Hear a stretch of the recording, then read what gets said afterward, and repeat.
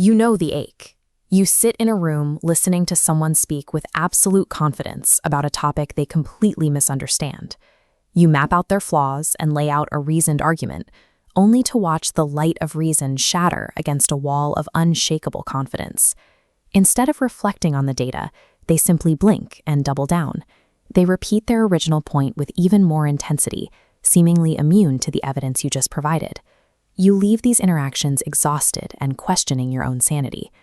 This happens because you have fallen into the intelligence trap, the belief that your intellect is your greatest asset in a debate, when it is actually your biggest vulnerability.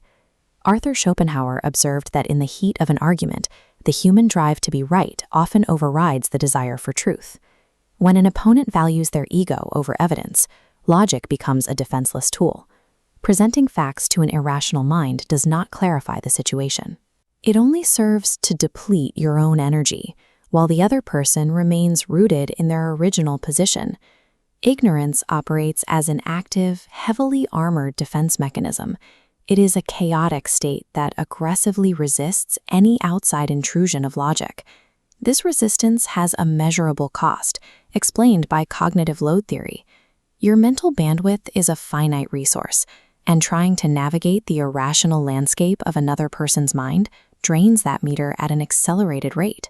You spend immense caloric energy predicting their unpredictable reactions and suppressing your own growing frustration.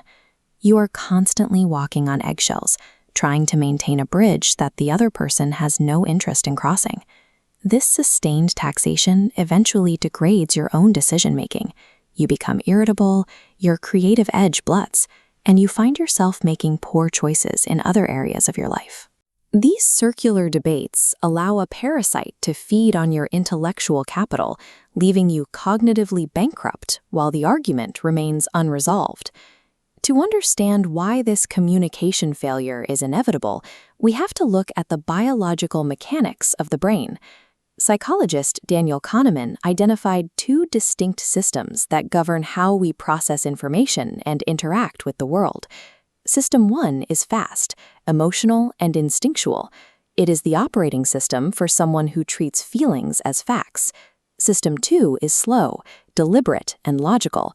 It offers nuance and data, but speaks an entirely different language.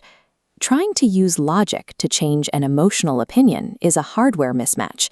It is as impossible as trying to install the latest digital software onto a mechanical typewriter.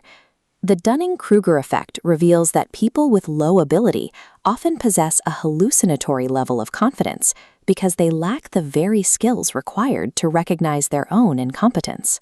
Because they cannot see their own deficits, they don't view your facts as helpful information. They perceive contradictory logic as a direct, mortal threat to their ego. You likely keep engaging because you want to help. You believe that if you can just make them see the truth, you will save them from making a costly mistake. This is the arrogance of empathy, the delusion that you can or should play God with the cognitive limitations of others.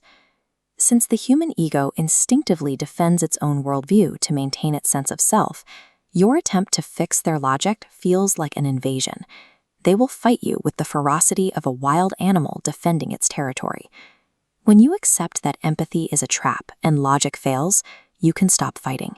Instead, you begin to weaponize the opponent's own momentum against them. Arthur Schopenhauer realized that the human intellect is usually just a servant to our irrational, emotional will. Arguing provides a fool with the friction they need to feel important. Every counterpoint you make validates their delusion. To break this cycle, you must deny them that friction entirely. Schopenhauer suggested a tactic similar to reductio ad absurdum. Instead of disagreeing, you agree with them so completely that you push their argument into the realm of the ridiculous.